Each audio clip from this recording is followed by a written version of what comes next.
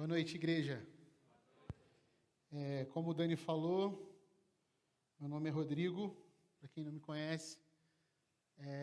Sou pastor do Núcleo de Famílias da Primeira Igreja Batista de Campinas.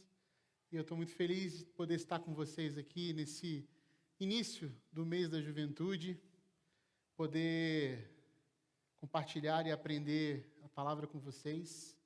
E eu espero, está sendo um tempo muito bom já. Sempre o tempo comunitário é um tempo precioso. E eu espero que a gente hoje saia daqui realmente impactado já com tudo que já ouvimos e com tudo que a gente vai falar. O Dani me passou, eu chamo de Dani, tá? Intimidade é assim, porque já tem bastante tempo, já que a gente se conhece. É meu cunhado, ele. E ele me passou um tema que fala sobre polarização e unidade, que é o que vocês estão se propondo a falar aqui nesse mês da juventude. E bem propício o tema, até porque se tem uma coisa que a gente sabe no nosso vocabulário hoje, é o que é polarização. E se tem uma coisa que a gente esqueceu um pouco, é a unidade. Mas isso é uma coisa que não é novo também. Não é novo. Os discípulos de Jesus, que conviveram com Jesus, tinham dificuldades com a unidade. Tanta dificuldade que Jesus tinha seus 12 discípulos, sendo que um deu um follow. Então, é complicado a gente falar também de um deu um follow que a gente sabe, fora os outros que sumiram na hora que ele foi traído, na hora que ele foi pego, ficou ali Pedro olhando de longe, meio sem saber o que ia fazer. As mulheres tentaram ainda ficar junto com Jesus, mas realmente Jesus ficou meio sozinho naquela parada ali. Então, assim, tantos anos junto com os discípulos tentaram entender, alguns depois, mais tarde, estavam indo embora de Jerusalém. Jesus teve que aparecer para dizer para eles, calma aí, vocês não entenderam nada. Depois Jesus foi restaurar Pedro, depois foi juntar todo mundo de novo, para que então a igreja primitiva começasse, para que então a história da igreja começasse a criar força, para que então a gente pudesse estar aqui numa noite como essa, podendo relembrar e revisitar alguns textos e talvez chegar ao que nos leva de novo a falar sobre a problemática de estarmos polarizando o discurso do Evangelho de Jesus e desfazendo daquilo que é mais precioso na Igreja de Cristo, que é a unidade. Então, eu quero começar dizendo uma coisa importante. Todo ser humano é um ser cultural. Todos nós. Nós somos frutos de uma cultura, de uma escola, de uma formação. Tá? Nós somos, desde pequenos, inseridos numa cultura, nascemos dentro de uma cultura, e essa cultura vai moldar a gente de alguma forma, vai mostrar para a gente como olhar para algumas coisas, como reagir a elas, como interagir a elas, como ressignificá-las e nos relacionarmos com elas. Isso depende de local geográfico, depende de sociedade, depende de tempo, né? Tempo, obviamente, porque a maneira como eu me relaciono hoje aqui em São Paulo, em Guarulhos, com a minha família, é diferente de como os meus pais se relacionavam com a família deles, onde quer que eles estivessem há 20 anos, 30 anos atrás. Então, temos aí alguns fatores que vão mudando a gente, vão influenciando no nosso contexto, na nossa criação, no jeito como a gente se relaciona com as coisas. Todo ser humano é um ser cultural. E isso é divino. É divino. Deus colocou isso na gente.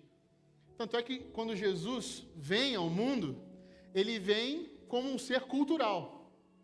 Né? Alguém já disse que Jesus é Deus contextualizado, é Deus homem, é o missionário completo, né? Ele veio e se fez como nós, para a gente entender um pouco de como é essa ideia do ser humano perfeito, como Deus gostaria que a gente fosse. Então Jesus é esse Deus contextualizado, né? Deus se contextualizou em Jesus, e Jesus ele pertencia a uma cultura. A cultura de Jesus tinha lá seus costumes, suas práticas, seu jeito de se relacionar, a forma como ele brincava com seus amigos, sua família, a forma como ele cresceu, o que ele estudou, a religião de Jesus.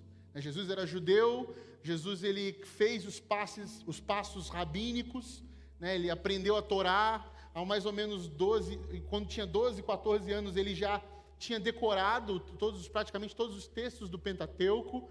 Ele tinha essa cultura muito forte nele. A gente vê no texto bíblico, quando fala da sua adolescência, que ele já esbanjava conhecimento teológico e discutia, inclusive, com os rabis das sinagogas. Então, havia uma cultura ali, havia uma influência também sobre Jesus, por ele também ser o Messias, também trazia um senso de responsabilidade. Então, Jesus era um ser cultural. Havia as festas e costumes da sua época que ele participava, e, portanto... Opa, obrigado, meu irmão. E, portanto, essas festas faziam parte do cotidiano dele, né? A religião dele ele era judeu, então, portanto, ele participava das festas judaicas, né? Seu pai e sua mãe o levavam, assim, praticamente, ele tinha todo um costume. Assim como Maria, a mãe terrena de Jesus, e José, o pai terreno de Jesus, também tinham seus costumes, tinham sua cultura, passavam assim para o filho e assim criavam. Então, a cultura faz parte do ser humano, nós temos essa cultura. E a cultura nos leva a entender as realidades à nossa volta.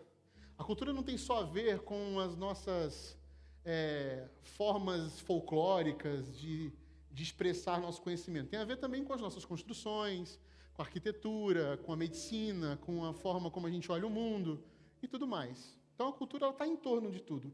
E por que eu estou falando de cultura? Porque ela tem tudo a ver com a polarização. Porque a polarização, ela é um movimento histórico-cultural que acompanha todo o cenário geopolítico que a gente vive de acordo com as influências que nós sofremos da história. Conforme a história vai se delineando, a gente vai como um pêndulo. E a história, se você pega os historiadores, e é importante falar isso, Igreja de Jesus, nós precisamos conhecer a nossa história, porque quem não conhece a sua história está fadado a repetir os mesmos erros do passado. Então, portanto, a gente precisa conhecer a história. E quando a gente conhece a história, a gente vê que a história é um grande pêndulo. E que esse pêndulo ele vai sendo empurrado levemente, de acordo com os movimentos históricos, as revoluções, as tragédias, os movimentos globais e as coisas locais. Esse pêndulo vai sendo movimentado. Conforme esse pêndulo é muito movimentado, ele vai para os extremos. E quando você joga um pêndulo para um extremo, o que acontece com ele? Ele volta para outro. E dificilmente ele vai conseguir se estabilizar quando essa força é muito forte. É física, né? Mas é história. Então, o que acontece hoje no Brasil? Nós acabamos por passar por vários traumas de um regime político que vem ao longo de décadas se arrastando em corrupção, que hoje nós não conseguimos parar o pêndulo. Ou ele está lá, ou ele está cá. E isso acontece em todas as opiniões. Isso não é novidade. E então qual é o problema que nós estamos tratando aqui, se não é nenhuma novidade? O problema é quando a igreja não entende os perigos de não ser uma contracultura. Vamos lá. Primeira coisa que precisamos observar. Não existe apresentação do Evangelho de Jesus isenta de cultura. Não existe. Não existe, vou repetir, apresentação do Evangelho de Jesus isenta de cultura. Ou seja, o ser humano é um ser cultural, toda apresentação do Evangelho de Jesus vai ser uma apresentação cultural. Não tem como a gente fazer isso. Não tem como eu apresentar o Evangelho para as minhas filhas, que estão sentadas ali, sem falar da minha história, de como eu fui apresentado o Evangelho, de como eu ia na EBD quando era criança, de quem foram os meus primeiros discipuladores, de quais eram os primeiros livros que eu li sobre Jesus, as historinhas que eram contadas, ao redor da mesa, o Natal que a minha avó contava para os meus primos e para mim. Não tem como eu não contar a história de Jesus a partir da minha vida. Isso é muito familiar para você. Eu tenho certeza que tanto os cabelinhos grisalhos quanto os mais novinhos têm a sua história com Jesus e têm a sua cultura. Seja numa mesa, seja numa reunião familiar, seja numa história, seja num culto de jovens, seja num intercâmbio, seja no que for, você vai ter a sua história com Jesus e ela é impregnada de cultura. A apresentação do Evangelho tem isso. Ela pode ser uma impregnação ruim. Como é que é uma impregnação ruim? É quando ela traz muitos artefatos externos que não têm a ver com o seu contexto, mas que foram impostos sobre você para que você aceite daquele jeito. É o que acontece, por exemplo, quando a gente vai numa cidade, por exemplo, ensolarada do Nordeste, entra numa igrejinha, quente pra caramba, e tem um pastor de terno e gravata lá, como se o terno e a gravata fosse mais importante do que é o Evangelho. E a pessoa quase sofre para poder pregar. Ou seja, existe uma cultura imposta ali, colonizadora, que disse que haveria uma roupa, um rudimento que aquela pessoa deveria vestir para ser considerada um pregador ou um transmissor do Evangelho. Isso é uma cultura tóxica. Certo? Mas o que eu estou falando é que existem culturas naturais nossas de transmissão das coisas, de comunicação que precisam ser vistas. A segunda coisa é que existe apenas um único Evangelho de Jesus. Certo? Então, primeiro, não existe a apresentação do Evangelho isento de cultura e existe apenas um único Evangelho de Jesus. Qual o perigo? Primeiro perigo, a gente achar que é possível estar alienado da cultura para falar do Evangelho. Como se o Evangelho não tivesse nada a ver com o chão que pisamos, com o seu cotidiano. Como se o Evangelho fosse uma bolha mágica, um mundo utópico, em que você entrasse nele e ali tudo é espiritual, tudo é abstrato, tudo é sobrenatural. Tudo não tem nada do que você vive no Evangelho tem a ver, por exemplo, com o dia do seu trabalho na segunda-feira, com a hora que você chega no seu trabalho, com a procrastinação que você exerce, com a preguiça do seu trabalho, com o jeito como você se relaciona com a sua família, com a resposta atravessada no trânsito, com o jeito brasileiro de corromper as pequenas coisas que a gente acha que todo mundo faz, então está tudo bem. Esse tipo de alienação, de achar que se você ir para a igreja ouvindo Jota Quest no carro, você está pecando, é um tipo de concepção que nós criamos para nos tornarmos algum tipo de bolha santa que acha que usos e costumes vai influenciar na nossa vida com Deus. Não. Eu posso vir para a igreja adorando a Deus, ouvindo Coldplay. O problema não é esse. O problema é onde está o seu coração, é onde está o Evangelho no seu coração.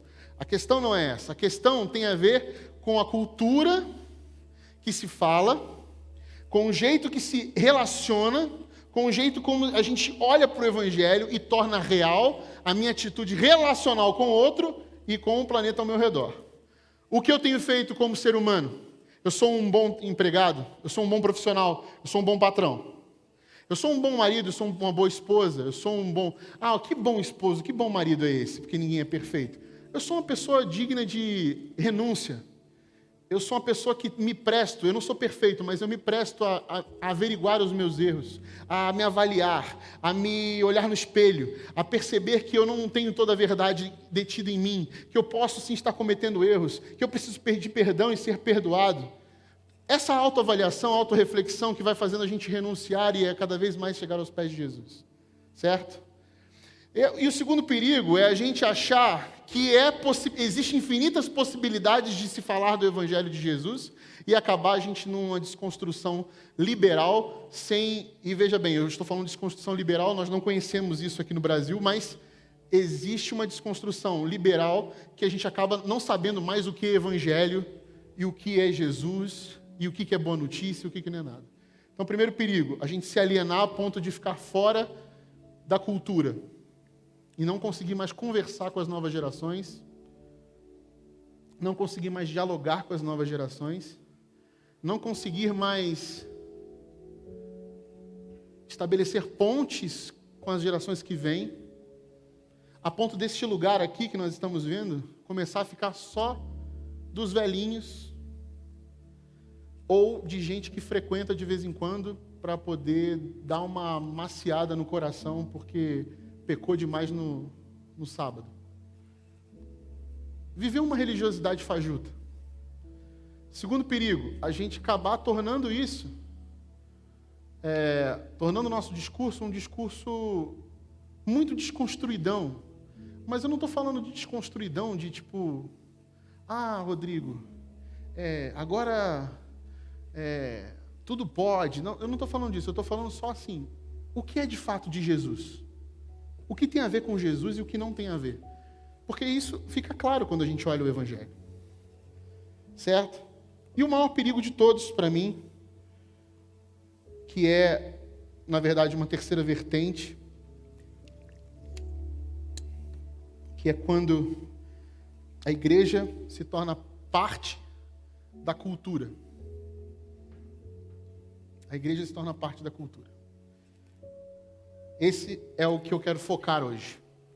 Nós falamos sobre o perigo de estar alienado, da gente não conversar com o chão da vida das pessoas, de eu subir aqui ao púlpito e não falar sobre o problema que você está sofrendo em casa, de eu ter problemas de falar, de tocar em assuntos como machismo, como violência doméstica, como discriminação racial, de eu ter que evitar assuntos para evitar polêmica, certo? Estou falando disso, da gente começar a limitar os assuntos do púlpito, a profecia, ao bel prazer de um povo que quer ouvir, porque muita gente diz que se contextualizar é normalmente falar o que as pessoas querem ouvir, mas não é isso. Contextualizar é mexer nas coisas que os profetas mexiam. E isso dói na gente. Dói falar do que a gente faz. De ruim, obviamente. Dói falar que no trabalho eu não estou sendo um bom funcionário. Porque eu nem gosto daquele patrão, não gosto daquele trabalho. Eu queria estar longe de lá. Dói falar que eu não estou dando sangue na faculdade como deveria. Dói falar que eu não estou sendo um bom marido, que eu não tenho paciência com os meus filhos. Dói falar que eu desrespeito minha esposa. Dói falar que eu sou mentiroso. Que volta e meia eu uso da mentira para escapar de algumas coisas aí. Dói falar que naquela discussão acirrada com o meu irmão eu estava errado, mas agora eu não consigo nem chegar perto dele para pedir perdão, porque o meu orgulho não deixa. E eu fui falar que Jesus está preocupado com esse tipo de comportamento.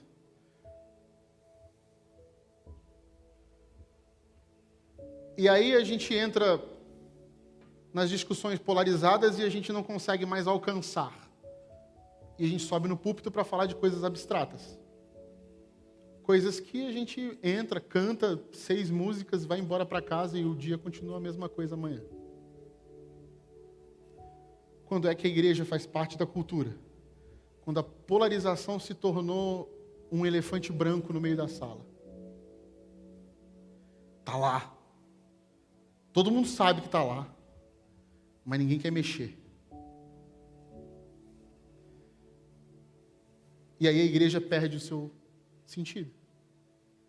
Mateus capítulo 5, abre sua Bíblia aí.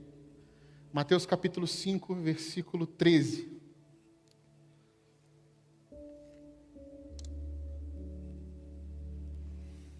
Mateus 5, 13.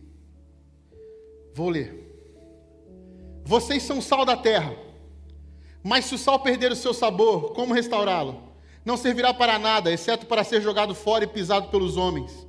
Vocês são luz do mundo. Não se pode esconder uma cidade construída sobre um monte. E também ninguém acende uma candeia e coloca debaixo de uma vasilha. Pelo contrário, coloca no lugar apropriado e assim ilumina todos os que estão na casa. Assim brilha a luz de vocês diante dos homens, para que vejam suas obras e glorifiquem ao Pai de vocês que está nos céus. Esse texto aqui, texto muito conhecido de todo mundo já ouviu esse texto, fala sobre quem nós somos ou devemos ser, tá bom? E como nós devemos nos expressar no mundo. Então ele fala sobre quem nós somos, Igreja de Jesus, ou como quem nós devemos ser, e como nós devemos nos expressar no mundo. É isso que Jesus está falando desse texto aqui. Vocês são sal da terra, vocês são luz do mundo. Vocês são cidade edificada no alto. Então, é um texto que fala sobre quem nós somos, ou deveríamos ser, e como nós devemos nos expressar no mundo. Vocês quem? Igreja de Jesus? Os discípulos, certo? Os discípulos de Jesus. Vocês, os discípulos de Jesus, que são a minha igreja, vocês devem o quê? Vocês devem se expressar dessa forma. Vocês devem ser dessa forma. Desse jeitinho aqui, tá bom? É isso que Jesus está dizendo. E quem eram os discípulos de Jesus? Para quem Jesus estava dirigindo essas palavras? Vamos contextualizar. Era essa multidão de bem-aventurados, que o texto vai falar. Bem-aventurados por quê? Por que bem-aventurados? Bem-aventurados por conta das promessas, porque eram um povo sofrido. Não eram bem-aventurados porque eles estavam bem, porque estavam sofrendo. Não, eles eram sofridos e por conta das promessas que Jesus estava garantindo a eles, eles eram bem-aventurados. Era um povo que sofria. Jesus está chegando diante de um povo sofrido, que são os discípulos, um povo massacrado. Lembrando, Jerusalém, colônia de Roma, certo? Jerusalém, colônia de Roma, povo oprimido, como um bom povo colônia, povo oprimido pelo maior império da face da terra, Roma, certo? Jesus está chegando para a galera oprimida, para a galera que está sofrendo. Pega lá a lista de bem-aventuranças, você vai ver. E ele vai garantir promessas. E essas promessas não é porque, vocês vão receber, fica calma que vai estar tranquilo. Calma, vocês vão ter um futuro bom nisso aí. Essa é a boa notícia, é que chegou a hora de vocês. Mas calma, vocês são bem-aventurados porque vocês estão sofrendo por causa de um sistema corrupto. Um sistema que foi completamente corrompido. E vocês são fruto de sofrimento. O sofrimento de vocês é fruto dessa corrupção. Então, não se adequem. Não achem que vocês têm que mudar alguma coisa para parar de sofrer. Não. É por causa do sofrimento de vocês que faz sentido a bem-aventurança. Veja que pesada a palavra de Jesus. Sofrido e com toda sorte de mazelas. Não tinha alívio ali. Não tinha curativo. Era sem band-aid, sem metiolate, é isso. Tá bom? Então, o que Jesus vai dizer um pouquinho antes, em Mateus 4? Ele vai dizer, notícias sobre eles se espalharam por toda a Síria, sobre Jesus. E o povo lhe trouxe todos os que estavam padecendo vários males e tormentos. Olha o povo que seguia Jesus, galera. Endemoniado, epilético, paralítico. E Jesus os curou. É dessa gente sofrida que vem os discípulos de Jesus. Os discípulos, eles não caem da espiritosfera. Eles não vêm do ambiente alienado, livre de coisas santos que brotam. Eles saem do meio das mazelas da corrupção de uma sociedade caída. Gente que sofre com o sistema opressor que já está vigente. Porque a cultura que existe aí fora é uma cultura ruim. É uma cultura que não valoriza o humano, a sua dignidade. Nós não vivemos num mundo bom, gente. Nosso mundo não é maravilhoso. Nosso mundo jaz no maligno, tá?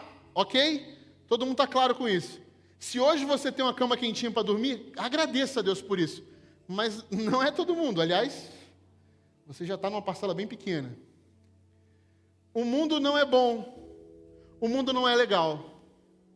Nós vivemos num mundo mau. E, portanto, desse mundo mau, há os seus frutos de sofrimento. Dentro desse fruto de sofrimento, existe essa cultura de corrupção que faz com que a gente seja tentado a uma possível alienação e esqueça do que é unidade. Nós vamos chegar lá, tá bom? Dessa gente aí sofrida, dessa gente aí, Jesus chama os discípulos. É desse povo miserável, sofrido, tá? Então os discípulos vão sair desse povo, vai ouvir e vai começar a seguir Jesus. É essa galera que vai seguir a Jesus.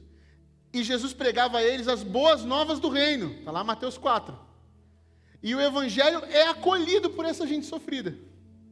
O evangelho de Jesus é acolhido por essa gente sofrida. Por quê?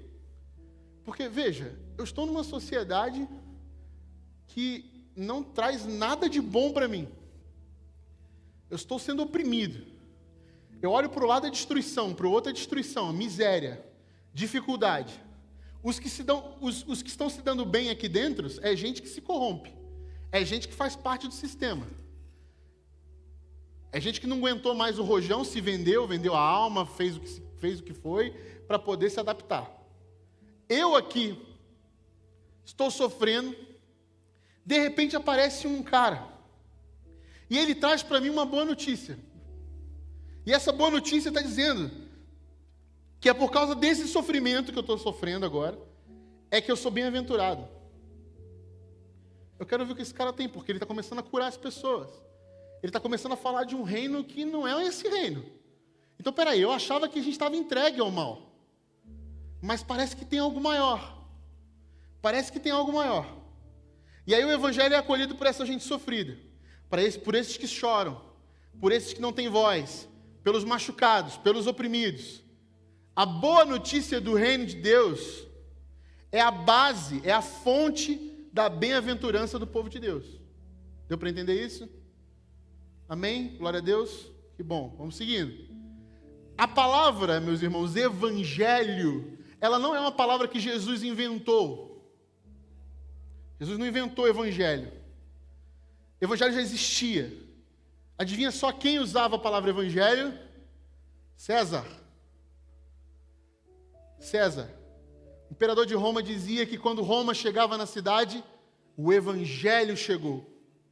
Evangelho quer dizer boa notícia. E esse evangelho de César era um evangelho maravilhoso. Porque quando Roma chegava na sua cidadela, na sua vila, Roma trazia tecnologia, desenvolvimento, prosperidade. Roma trazia o que era de melhor na sociedade. Roma trazia o que era de luxo, de bonito. Roma trazia a sua cultura, porque era a melhor cultura do mundo. Quem no mundo teria uma cultura como a de Roma? Que cultura no mundo seria melhor que a de Roma? Não poderia haver uma cultura melhor que a de Roma. Então o evangelho de César, ele trazia a sua bandeira. Chegava na cidade. Mas, se a cidade não gostasse do evangelho de César, o evangelho de César trazia a sua cavalaria, trazia a sua tocha, trazia a sua espada.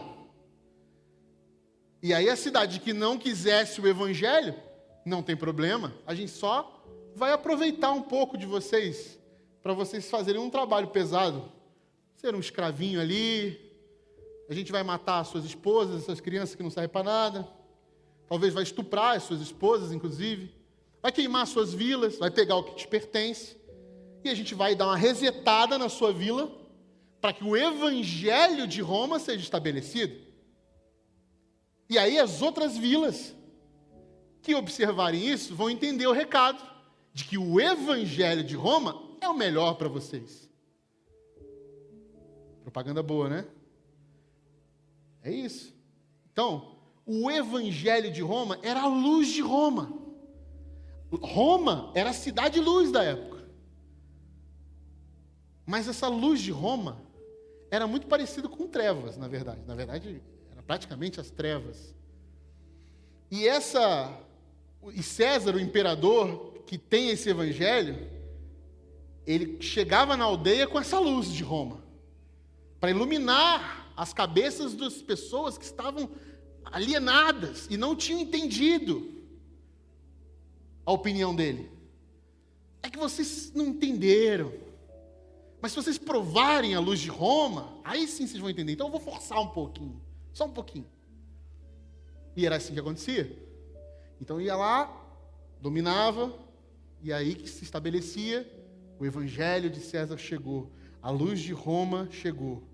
Mas Jesus vem trazer uma outra luz, a luz do reino de Deus. Mateus capítulo 4, versículo 14 e 16. Para cumprir o que fora dito pelo profeta Isaías, terra de Zebulon e terra de Naftali, caminho do mar, além do Jordão, Galileia dos gentios, o povo que vivia nas trevas viu uma grande luz sobre os que vivem na terra da sombra da morte, raiou uma luz. Nos dias de Jesus, essa luz de Roma, que era forte, ela acaba agora sendo ressignificada, porque Jesus vem dizer que não é Roma a luz, é a comunidade do reino de Deus, é a comunidade dos discípulos de Jesus que trazem a luz verdadeira. Essa ideia de luz de Roma é uma ideia polarizada, é uma ideia que não está dentro daquilo que a gente acredita, não faz sentido. Ela pertence a uma cultura corrompida, ela pertence a uma cultura que estão tentando colocar para vocês perderem a visão do Messias, do reino. Porque se vocês acreditarem realmente, de fato, de que o poderio de Roma, o armamento de Roma, a exuberância de Roma, a majestade de Roma, signifique tudo sobre uma boa notícia, um bom evangelho, vocês vão estar se perdendo. Então atenção, discípulos de Jesus, atenção, a luz de Roma não é a luz do evangelho de Cristo. Está claro para a gente, está claro, claríssimo, claro como o sol, certo? Então, gente sofrida, atenção, gente sofrida, vocês, meus discípulos, parem de se perguntar por que sofrem tanto e comecem agora a entender que vocês já não são mais definidos pelo seu sofrimento. Vocês já não vão ser mais lidos, relidos, significados pelas suas dores, pelas suas mazelas, pelas suas faltas. Não. Vocês não são mais determinados pela sua dor e pelo seu sofrimento. Se arrependam. Creiam que agora vocês podem iluminar o mundo. A gente vai iluminar o mundo? Como assim? A gente vai ser luz do mundo? Esse povo aqui, Jesus, endemoniado, paralítico, pobre, que perdeu casa, perdeu vila, esse povo que não é da nobreza, que não tem dinheiro, esse povo que não tem opinião, esse povo marginalizado, prostituta, ladrão, leproso, essa gente sofrida que você falou aí, nós somos a luz do mundo? Porque o reino de Deus é diferente, não é isso que vocês estão pensando, não é Roma, vocês não entenderam, o reino de Deus é uma contracultura, ele está dentro da cultura, e ele interpreta a cultura e subverte como um vírus. É oportuno falar sobre vírus, né? Mas é isso. Ele subverte a cultura de um jeito e apresenta um contraponto. Um contraponto, uma contracultura que vai fazer a gente entender assim, não é o fim. O mundo jaz no maligno, mas há uma esperança. E nós estamos chegando lá. E essa gente que ouviu essa mensagem se comprometeu com Cristo. E Jesus chama de luz do mundo. Essa gente agora, que Jesus falou lá nesse dia, é a cidade edificada no monte. É essa gente. Essa minoria. Essa galerinha. É o time da várzea.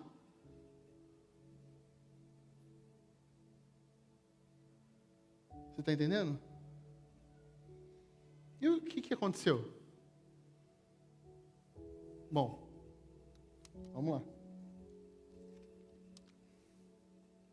Eu sou de uma época, sou cringe.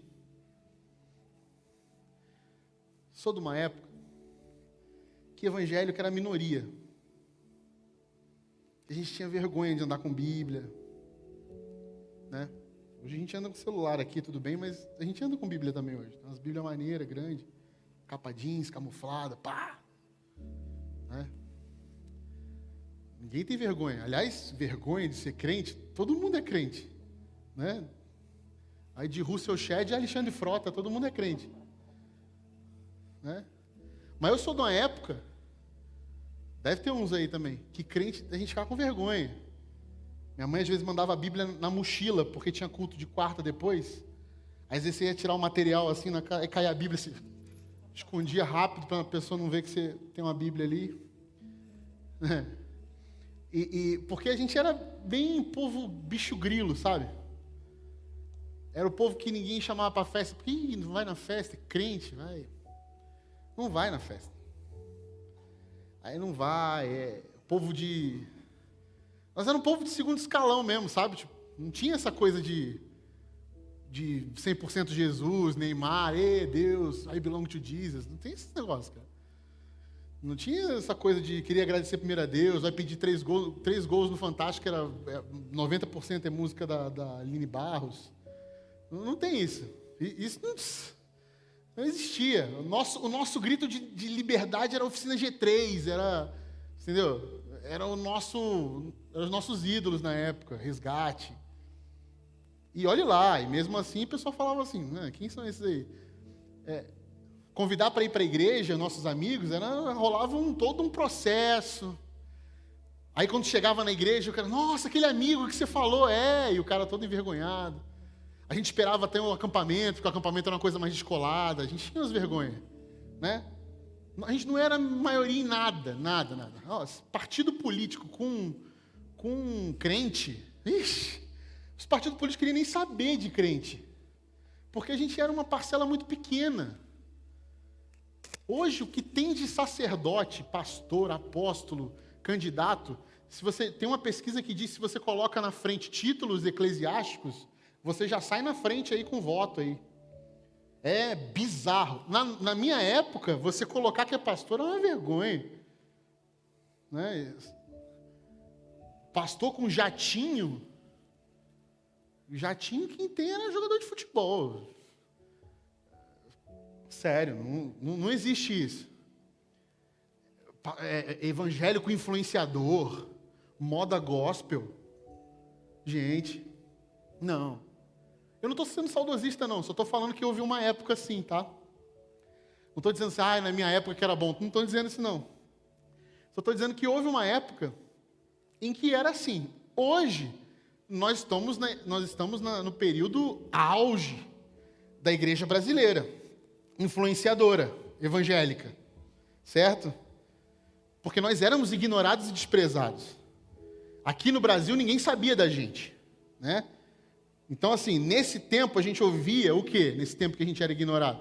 Que a gente deveria crescer, ocupar os lugares altos da sociedade. Por quê? Porque se a gente fizesse isso, a gente seria a luz do mundo. Porque a luz não fica embaixo, escondida. A luz fica no alto. Ó, a matemática é boa, né? A coreografia ajuda. No alto. Então, se a luz fica no alto, a gente tem que estar nos lugares altos. E aí, a gente deveria buscar essas camadas altas, porque se a gente vai buscar como evangélicos, os evangélicos chegando lá, nós então vamos conseguir influenciar a galera, e nós vamos ser uma nação crente. Olha, gente, em vez do horário da hora do Brasil na rádio, nós vamos ouvir um louvorzão. Né? No Fantástico, a gente vai abrir o Fantástico na Globo lá, como é que é o nome dele? Tadeu Schmidt vai orar antes de começar o Fantástico. Senhor, vamos abençoar esse Fantástico aqui em nome de Jesus, amém. Né? A gente vai começar a ter um Brasil evangélico, total, se a gente alcançar os mais altos topos da camada. Se a igreja brasileira evangélica chegar lá como a luz do mundo, e aí chegamos. Templos suntuosos, né? Gigantes, grandes influências, artistas famosos, políticos, todos, pastores, bancada evangélica, tudo, temos tudo agora, representatividade completa, né? Tudo certinho, não tem nada, mas a gente esqueceu do que Jesus falou sobre sal da terra. Sal da terra. Porque o tempo da igreja evangélica rica e poderosa e influenciadora, chegou. Não há dúvida. Mas precisamos ouvir o que Jesus falou. Mas se o sal perder o seu sabor, como restaurá-lo? Não servirá para nada, exceto para ser jogado fora e pisado pelos homens. Jesus está dizendo que pela quantidade de sal que há no Mar Morto, ele se torna arenoso e ele não serve para nada a não ser usado nas estradas, como é usado até hoje em lugares de muita neve. Lugares de muita neve, para que haja tráfego, as pessoas jogam sal para que não haja deslizamento, não haja pista escorregadia. Assim também era feito em Jerusalém, obviamente de outra maneira. O sal era usado nas pistas porque ele já não servia, porque ele não salgava mais. Ele se tornava arenoso, inútil, então ele só tinha a propriedade de manter o piso. Então ele servia para ser pisado. Mas Jesus não está falando do sal, ele está falando dos discípulos. Ele está falando com os discípulos. Jesus continua falando com os discípulos. Ele está dizendo para os discípulos assim, ó, se vocês chegarem a esse ponto de serem pisados, vocês não vão servir para nada. Vocês são a luz do mundo, vocês são o sal da terra, mas se vocês perderem a sua função, vocês vão chegar no ponto de ser pisados, não vão servir para nada. Os intérpretes e alguns tradutores da Bíblia, quando vão falar sobre esse período, esse trecho da Bíblia, eles são muito mais duros. Eles vão dizer que Jesus usa a expressão perder sua identidade, perder sua consciência de si, surtar, enlouquecer. É como se os discípulos tivessem enlouquecido, perderem a consciência de o que são, não entenderem mais do que se trata, se esquecerem de si mesmo, da sua raiz, de onde foram chamados, de onde foram retirados, o que devem ser feito, o que era para ser feito, como deveriam se expressar. Se vocês perderem essa consciência, se vocês perderem a sanidade, a identidade de vocês, vocês não vão servir para nada. Vocês vão ser mais um nessa cultura aí, mais um polo, mais uma opinião, mais um e mais um. É isso. E quando a igreja perde o juízo? Quando que a igreja perde a consciência? E eu temo que hoje, boa parte da igreja evangélica brasileira se perdeu. Por que, Rodrigo, você está falando isso? Porque quando a igreja de Jesus perdeu sua consciência, perdeu sua identidade, se entregou a uma cultura corruptível, é quando ela se encantou pela luz de Roma. Quando a igreja se encantou pela luz de Roma.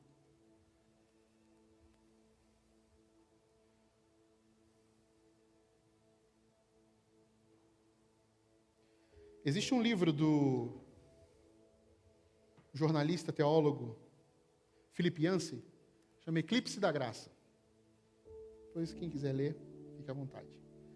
Ele diz assim, que há um ciclo histórico dentro dos cristãos, do movimento dos cristãos, que parece que os cristãos nascem num ambiente inóspito, ou seja, inapropriado. Nós nascemos na perseguição. Nós nascemos sobre muito sofrimento. Nós viemos dos grilhões.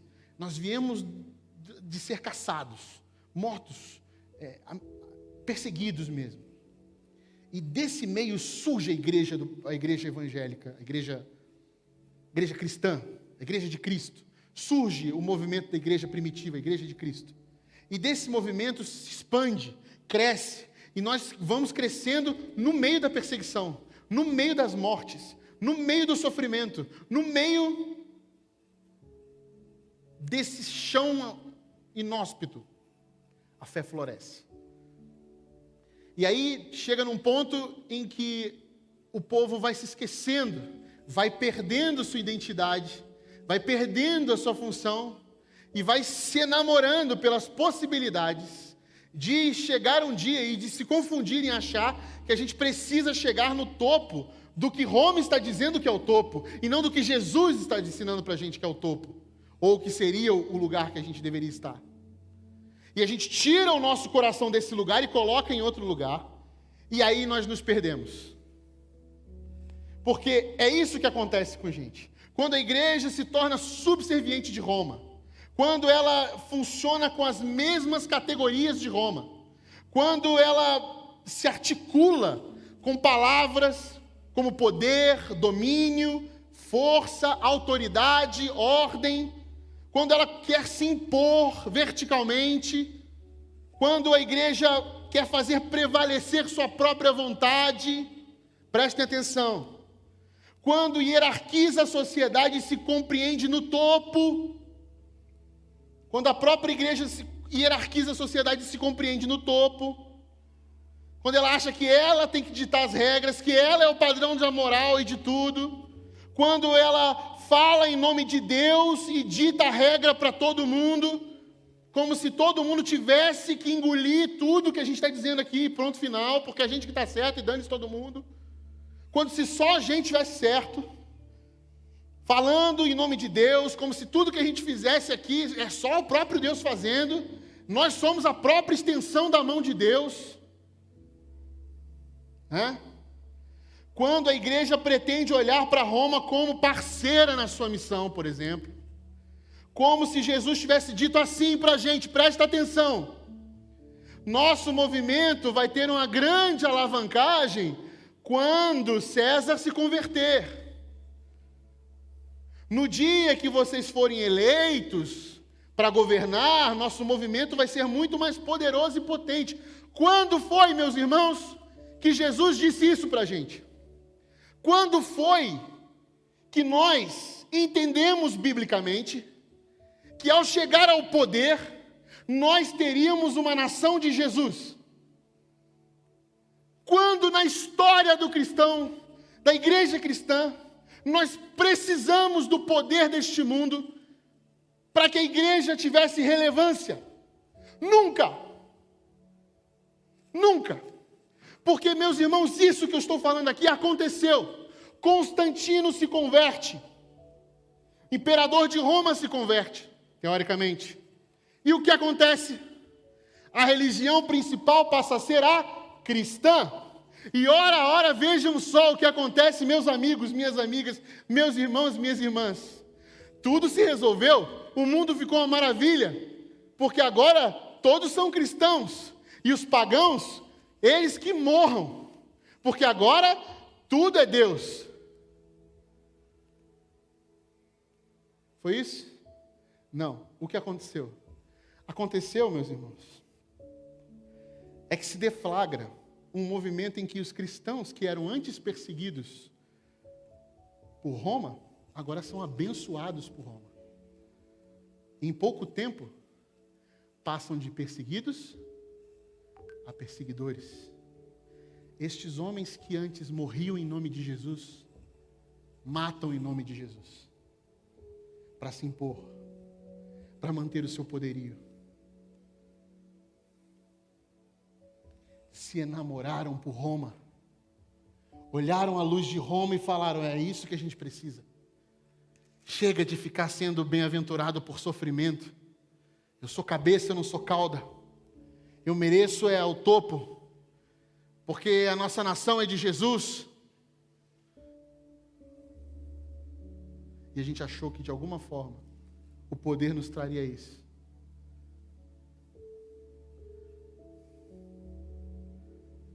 E veja as consequências.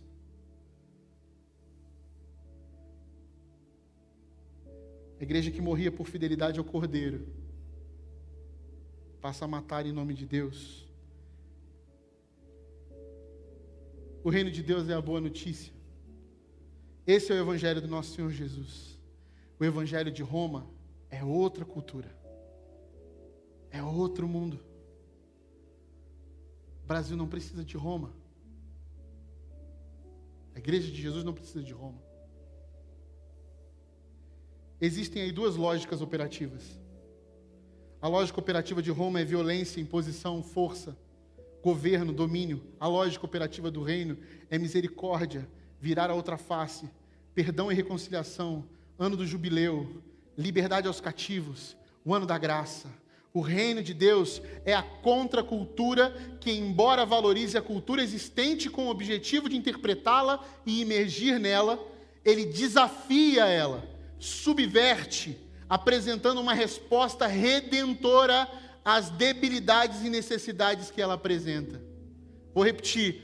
O reino de Deus é a contracultura que, embora valorize a cultura existente com o objetivo de interpretá-la e imergir nela, ele desafia ela, subverte, apresentando uma resposta redentora às debilidades e necessidades que ela apresenta. O que isso quer dizer, meus irmãos? O que isso significa? Nós não temos ídolos aqui. Nós não temos ídolos em lugar nenhum. Nem Deus quis ser idolatrado. A igreja se divide porque estabeleceu ídolos muito claros de poder que afagam o nosso ego nas discussões inflamadas. É por isso que há discussões nas nossas casas, nos Facebooks, nas discussões de política. É por isso, porque um quer exaltar esse, outro quer exaltar esse. Entendam de uma vez por todas, não há um justo sequer. A igreja não tem nada com isso. A igreja não tem nada com essa política de Roma. A igreja não tem nada com o poder que foi estabelecido aí fora. A igreja é uma contracultura do reino de Deus. A igreja é um ponto de esperança para a gente sofrida, que está sofrendo lá fora, chorando. E nós estamos nos degladiando por quem vai votar em quem. Enquanto não fazemos a nossa parte, enquanto não oramos pela unidade, enquanto não dobramos os nossos joelhos, Roma ainda é a nossa luz e não Jesus. Trazemos políticos para dentro do púlpito, queremos impor as mãos sobre eles. Nós não consagramos cargos políticos. Nós não somos um palanque.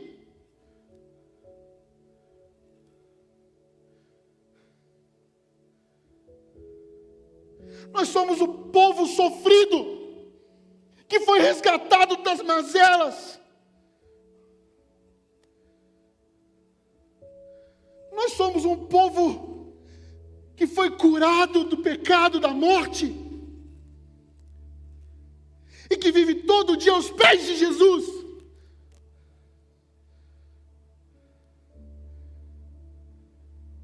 Nós não somos cabo eleitoral de ninguém. Nós não estamos aqui para defender ninguém. Você que briga com seu irmão por causa de político A e B, arrependa do seu pecado, porque esse político não vai defender a igreja. A igreja não tem parceira no poder. A igreja é uma profeta desse tempo. É uma contracultura, tem que ser. A igreja não é este prédio. A igreja não é este endereço. A igreja é o seu coração diante de Deus. É a sua unidade, junto com o teu irmão, que vai lá fora e recolhe quem está morrendo de frio, que dá comida, que abraça e que chama para essa mesa, que parte o pão de Jesus. Nós não temos nada a ver com a luz de Roma.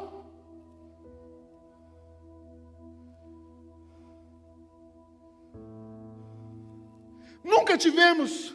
E eu estou cansado de ver dentro das igrejas as pessoas se matando, se alfinetando, as famílias brigando. 2022 vem aí, e que Deus tenha misericórdia da igreja de Jesus.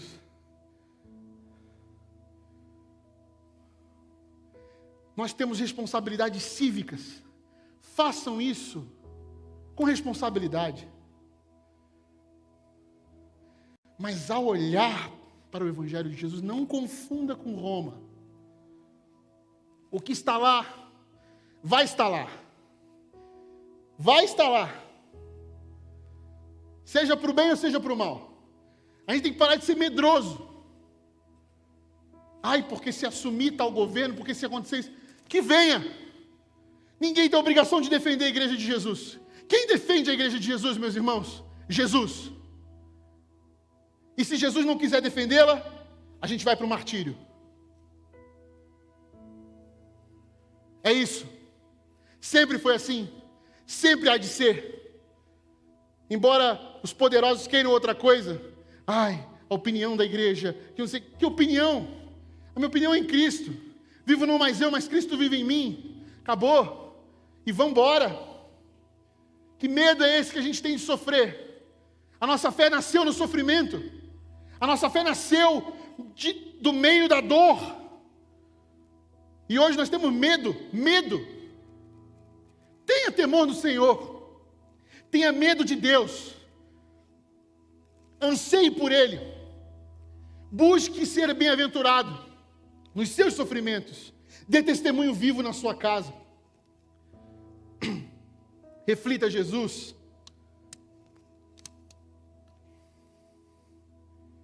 Que momento vivemos hoje como igreja no Brasil? Deus não nos chamou para governar. Deus não nos chamou para governar. Vou repetir. Deus não nos chamou para governar. Onde você está tirando isso, Rodrigo? Marcos capítulo 10, 42. Jesus o chamou e disse, presta atenção, Jesus falou isso, tá? Não eu. Vocês sabem que aqueles que são considerados governantes das nações as dominam, e as pessoas importantes exercem poder sobre elas. Não será assim entre vocês. Pelo contrário, quem quiser tornar-se importante entre vocês, deverá ser servo, e quem quiser ser o primeiro, deverá ser escravo de todos. Pois nem mesmo o Filho do Homem veio para ser servido, mas para servir e dar a sua vida em resgate por muitos. Para servir e dar a sua vida em resgate de muitos. Quantos de nós, discípulos de Jesus, estão prontos para servir e dar a sua vida em resgate de muitos? Ou nós queremos só o conforto? Ai, porque agora vai começar a perseguição contra a igreja. E? Ok? Que venha. Vambora? Embora eu acho que isso no Brasil ainda é muito distante. Vamos lá. A gente tem umas concepções que a gente não lê a Bíblia, a gente não estuda, a gente não vê a história. E quando a gente vê a história, a gente podia muito bem parar e prestar atenção. Jesus sempre esteve à frente da sua igreja. E Ele sempre teve isso bem claro, porque o plano da sua salvação é claro para nós. Nós não deveríamos ter medo do martírio. Nós fomos feitos para o martírio. Nosso mestre é um homem de dores, é um homem que se entregou pelos outros. E ele disse para a gente o quê? Vocês serão reconhecidos como meus discípulos quando vocês amarem uns aos outros. Não é quando vocês dominarem o mundo, quando vocês dominarem os poderes, as altas camadas da sociedade, quando vocês forem influenciadores, quando vocês forem super perspicazes no governo. Não, é quando vocês amarem uns aos outros, quando cuidarem uns dos outros, quando apacentarem o coração dos outros, quando tiverem cuidado uns com os outros, quando este lugar comunitário for um lugar de mesa, acolhimento.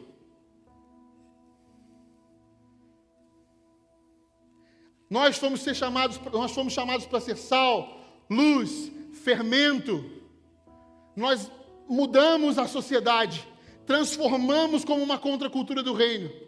Não porque assumimos um polo, uma opinião, mas porque temos um Cristo, que é a esperança da glória, sobre tudo e sobre todos. Não há ninguém como Ele. Ele é a nossa razão, Ele é o nosso centro, Ele é o nosso foco. Ele faz de mim um ser humano melhor todo dia. É Ele. Eu não posso ser, eu não presto, mas Jesus me faz melhor todo dia. Eu tenho que buscar Ele, eu tenho que pedir perdão e Ele vai me levar para o outro. Eu vou confessar pecado, eu vou pedir perdão, eu vou buscar meus irmãos, eu vou sentar em oração. A gente vai junto. É assim que a igreja caminha. Nós somos refúgio, nós somos lugar de amor. Nós precisamos ser refúgio. O Brasil precisa de igrejas que são refúgio. A PIBG precisa ser abrigo, precisa ser mesa, precisa ser mesa de comunhão. Jesus botou zelote e publicano na mesma mesa. Por que Ele fez isso? Para Ele dizer que não importa, meu filho, sua posição política, o que você quer, não tem nada a ver com isso aqui tem a ver com pão, com cálice, com partilha. O que tem a ver com pão, cálice e partilha? É uma mesa. E o que é uma mesa? É uma família. E o que é uma família? A gente se ama. Mas a gente não se ama falsamente, não. A gente se ama sabendo quem é o outro. Quem é o outro? Alguém igual a mim. Amanhã ele é homossexual, e daí? Bota aqui. Eu te perguntei alguma coisa? Amanhã ele não votou no que o candidato, ele é do mal, ele é, sei lá o que ele é. E daí? É da mesa? Ele não quer Jesus? Quem quer Jesus? A gente está oferecendo Jesus aonde? A gente está oferecendo Jesus num bloquinho? Numa bancadinha? Ou a gente está oferecendo Jesus aqui na minha vida? Aqui, ó, vem cá, senta aqui na minha mesa, vamos conversar, vamos partir o pão. Vem cá, eu quero falar de mim para você. Eu sou um pecador, eu fui salvo pela graça. Eu quero ser tocado pela sua vida, ora por mim. A gente precisa ter isso, gente. A gente precisa parar de ficar preso às construções sociais que nos levaram para distante do significado do que é sal da terra e do que é luz do mundo. O mundo está cheio de gente para fazer, para definir você do jeito que você quiser. A igreja não pode ser esse lugar. A igreja não é esse lugar. A igreja definitivamente não é o lugar da gente ficar medindo palavras. A igreja recebeu um mandamento. Ame. Ame.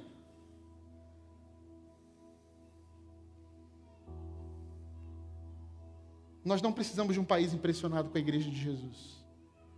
Eu vou repetir. Nós não precisamos de um país impressionado com a igreja de Jesus. O que nós precisamos?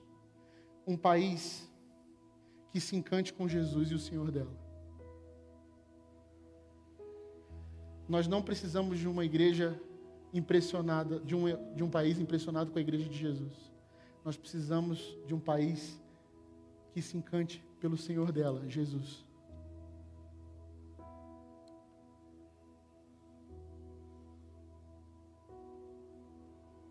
Tá bom? Promover no mundo os sinais do reino de Deus. Um país que se coloca nas mãos do Senhor do universo.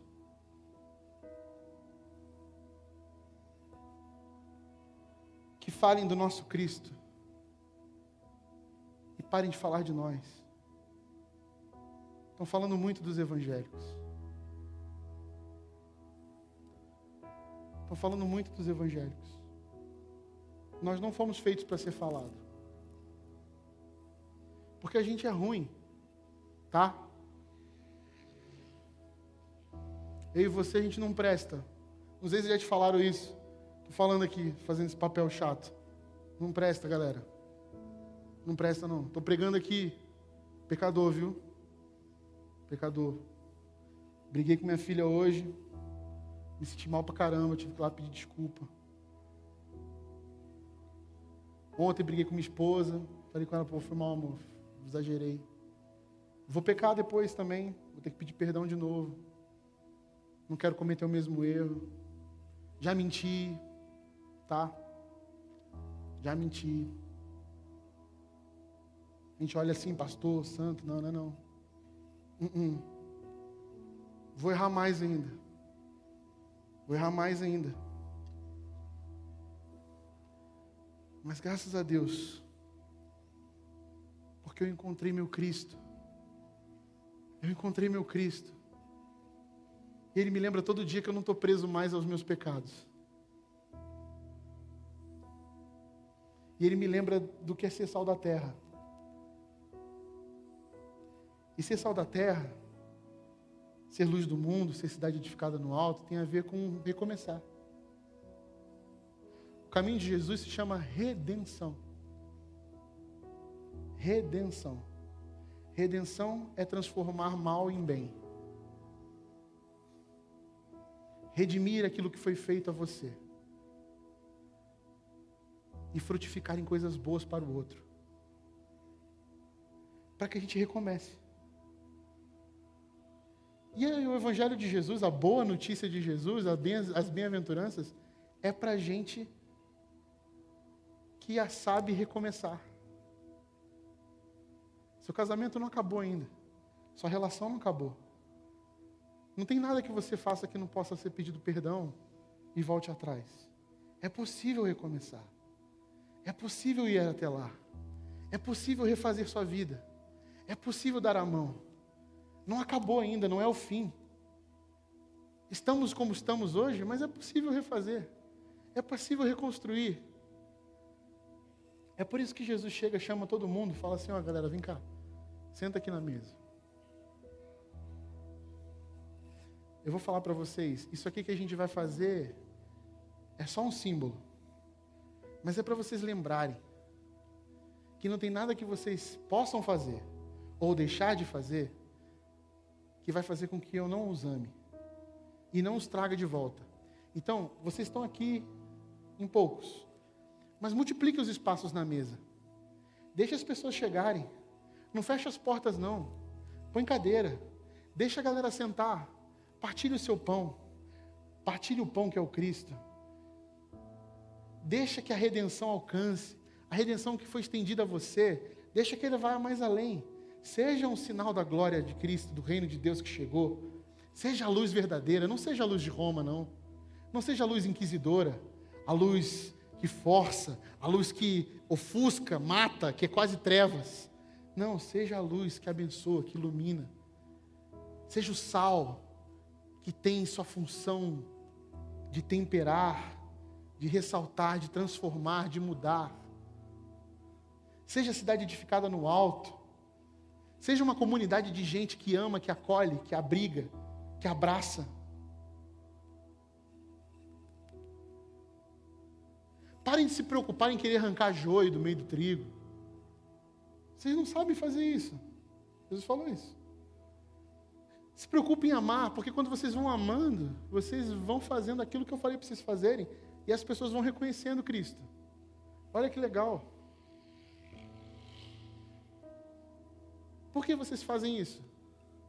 Porque nós somos esse sinal do reino de Deus. Nós somos chamados para ser sal da terra, luz do mundo. Os anos se passaram. Aos poucos, o mundo outrora iluminado pelo Cristo voltou à sombra. A cada dia um novo templo é inaugurado. Para lá correm as massas subjugadas pelos sacerdotes, que dos seus altares fazem promessas falsas em nome de Deus, manipulam consciências, se aproveitam da boa-fé dos que sofrem. Mas a semente, ainda que sufocada por espinhos, arrebatada pelas aves de rapina e na superfície dos pedregais, encontra sempre caminhos para florescer e dar fruto. Aqui e ali, as trevas são quebradas pelas pequeninas cidades edificadas sobre os montes. O sal tempera a terra e o sol já vai nascer novamente. O sol já vai nascer novamente. Eu creio. Você crê?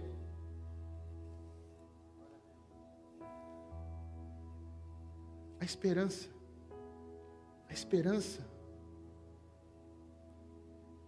está em nós. Jesus não chamou anjo, tá? Jesus chamou eu e você. A luz de Roma é forte, eu sei.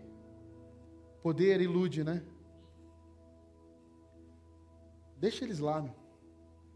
Jesus não tem nada com isso. Inclusive foi condenado por Roma. Nós somos igreja, irmãos, espalhada na terra. Nós não somos um CNPJ, nós não somos um CEP. Nada pode parar a igreja de Jesus, porque ela é de Jesus. Agora, se você quer fazer parte da igreja de Jesus, ou de Roma, aí é um problema seu. É uma escolha sua. Mas se você quer a igreja de Jesus, se você ama a igreja de Jesus, a igreja de Jesus é a mesa. Isso aqui é um símbolo, não é a melhor mesa. A melhor mesa é um mesão, com todo mundo em casa, tomando, né? Essa é a igreja de Jesus. Aqui a gente vai simbolizar aquilo que Jesus fez um dia com seus discípulos. E é um símbolo bonito, eu gosto. Porque ele mostra justamente essa propriedade do amor de Deus, de incluir a todos, sem preconceito, sem bandeira, sem polarização. Tá? Nós somos a igreja de Jesus, chamada de sal da terra, luz do mundo. o sol vai nascer novamente. Porque a igreja de Jesus ainda olha para o Cristo e diz: é Ele, o sol da justiça que traz cura em suas asas. Senhor da minha vida, o meu Cristo, que me perdoou, lavou os meus pecados, me jogou na roda de comunhão da igreja, fui amado, abraçado, e agora eu o louvarei, eu ainda o louvarei, até o findar dos séculos, até a hora final, até a hora que Ele vem em plenitude. É Ele, meu Cristo, meu Mestre, é Ele que eu amo. Não amo ideologias políticas, não amo nada disso. Isso é consequência da nossa existência, faz parte da nossa cultura. Se discute, se conversa, mas quem a gente ama é o Cristo. A nossa ideologia não, a nossa vida. A nossa vida é aos pés de Jesus e ela é mais importante que qualquer coisa. Mais importante do que qualquer coisa. A igreja de Jesus é refúgio, é lugar de amor. É lugar de amor. Quero fazer esse momento com vocês aqui agora. Então o pessoal que vai me ajudar, vamos participar desse momento. Esse momento da ceia é um momento especial. E eu espero que você, aí onde você está, aonde a gente pegar esses elementos, a gente se lembrar que nós nunca podemos perder a propriedade do sal da terra, a luz do mundo, a igreja de Cristo.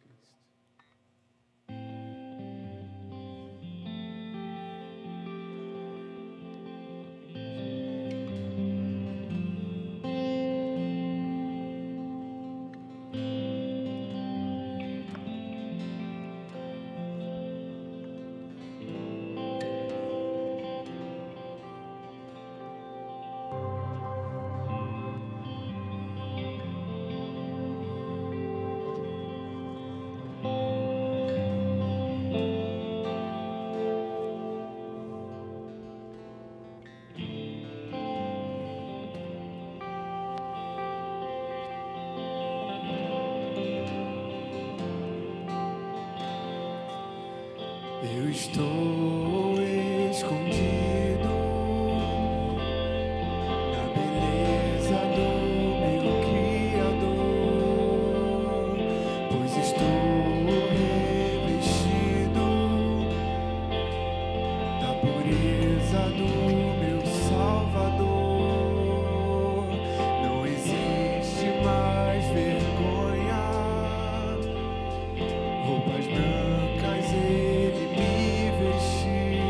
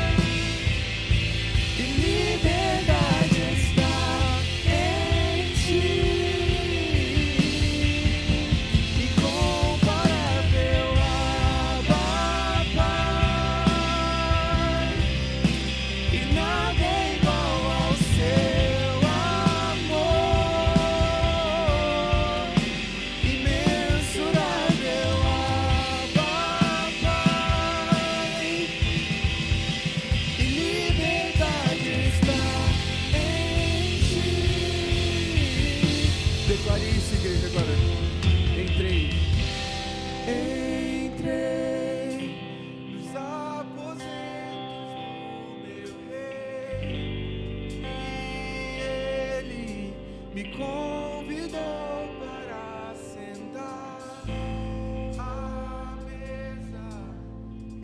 Está posta em tua presença, Cristo.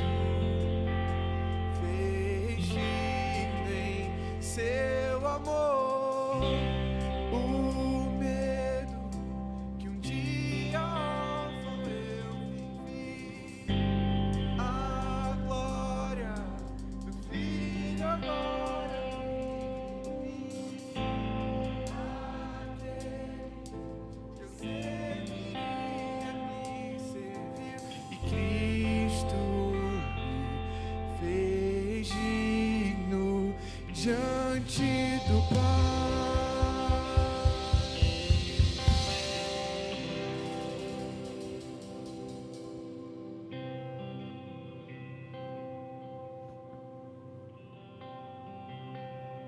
Amém. Cristo me fez digno diante do Pai. Cristo te fez digno diante do Pai. Cristo te fez digno diante do Pai. Isso é um exercício. Toda vez que a gente é tentado fazer isso, né? A gente vai ficando no topo da nossa religiosidade. A gente se acha muito bom. De verdade. A gente fica se achando melhor que os outros, achando que o nosso pecado não é tão ruim quanto o do outro. Sou humano, gente, a gente sabe que é assim. Mas aí quando a gente vai para o quarto da oração, a gente faz aquele caminho assim, cara, como foi que Deus me encontrou? Como foi que Cristo me encontrou?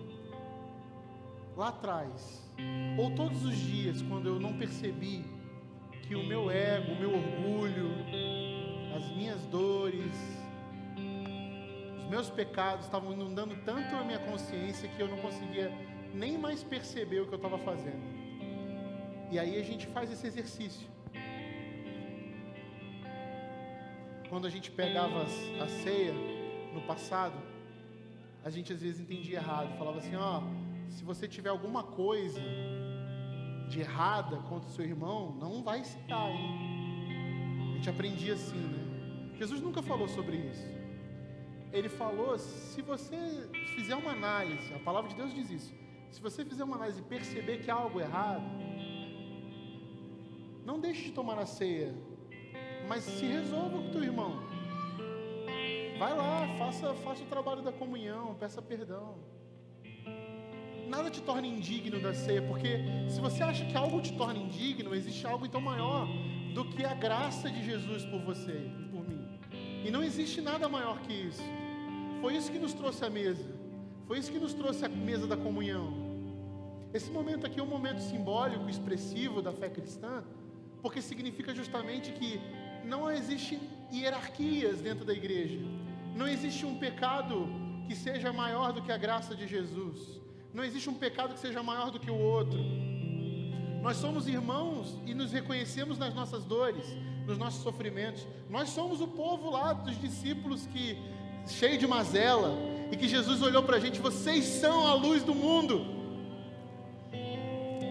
Vocês são o sal da terra. Vocês são a cidade edificada no alto. Não deixe por um segundo que este planeta, que esta cultura fale para vocês que vocês são definidos pelos seus erros, pelas suas dores, pelos seus sofrimentos. Não deixe que o mundo signifique a vida de vocês, reduza a vida de vocês por baixo. Eu cheguei com a boa notícia do reino de Deus, a comunidade de gente que é bem-aventurada porque sofre, porque chora, porque clama, porque ama, e ama tanto que agora vai ser amada e vai ser colocada na mesma mesa para partir o pão que é Jesus Cristo. Então não se negue a fazer isso, apenas entenda o significado, apenas entenda o significado. A questão aqui é sobre perdão, reconciliação e redenção. Responder a todo mal com bem, responder a todo ódio com amor, ser refúgio e abrigo, cidade edificada no alto, sal da terra, luz do mundo. Assim Jesus tomou o pão e disse: toda vez que partirem esse pão, ou seja, compartilharem na mesa, toda vez que vocês compartilharem o alimento, toda vez que vocês partilharem o meu corpo entre vocês, façam isso em memória de mim, em memória de mim, não em memória de qualquer que seja outro, em memória do Cristo, do seu Cristo, Cristo que se partiu por vocês, que deu a vida por vocês, que partiu o seu corpo por vocês. Comamos o pão.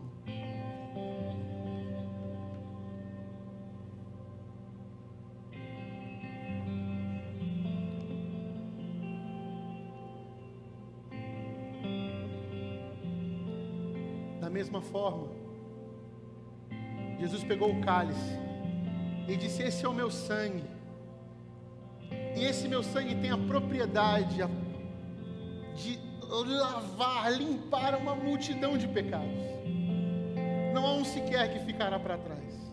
Vocês estão livres, livres. E quem Deus libertar, livre enfim será. Livre de todo orgulho, livre de mim mesmo, livre dos meus preconceitos, livre do meu ego, livre da minha vontade de querer estar certo,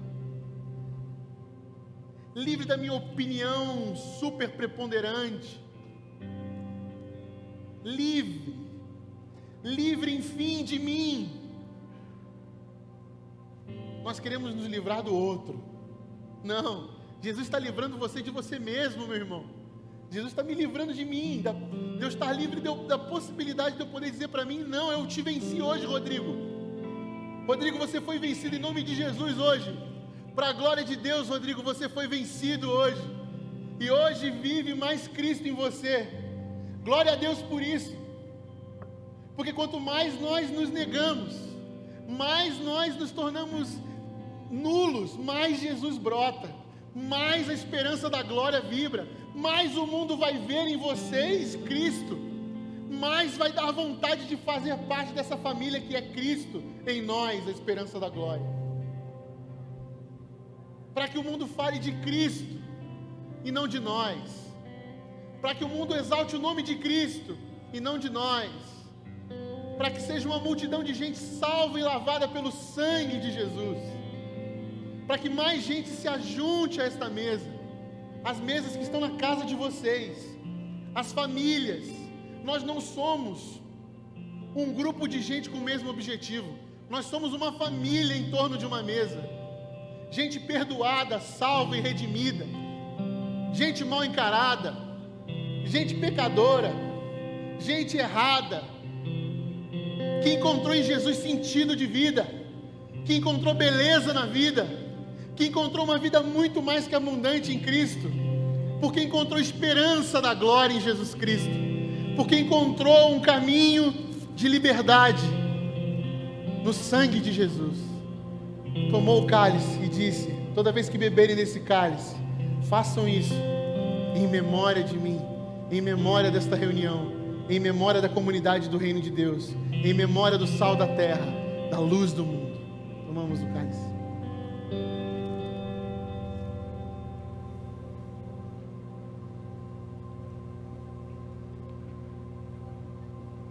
Obrigado, Pai, pelo teu sacrifício vivo, pela tua oferta na cruz, pela graça da mesa da comunhão, por essa noite de redenção. Que em nome de Jesus na sua igreja só haja uma unidade, a unidade plural do universo, essa unidade que o Senhor criou para a sua glória. Assim como o seu Filho Jesus orou pedindo que nós sejamos um, como o Senhor é um, que assim seja, Senhor, para a sua glória. Que caia todas as barreiras, todos os muros, que de uma vez por todas a gente entenda essa esperança de sermos um só corpo, um só povo, que ama o Cristo e que carrega as suas marcas e que vai até os confins da terra, até o findar dos séculos, com a missão da esperança, de ser um lugar de refúgio, um lugar de amor, um lugar que floresce, porque nós cremos que o Senhor está conosco e que é possível ver a cada alvorada suas misericórdias se renovando e as novas possibilidades recomeçando, no nome poderoso de Jesus. Amém. Amém. Que Deus nos abençoe.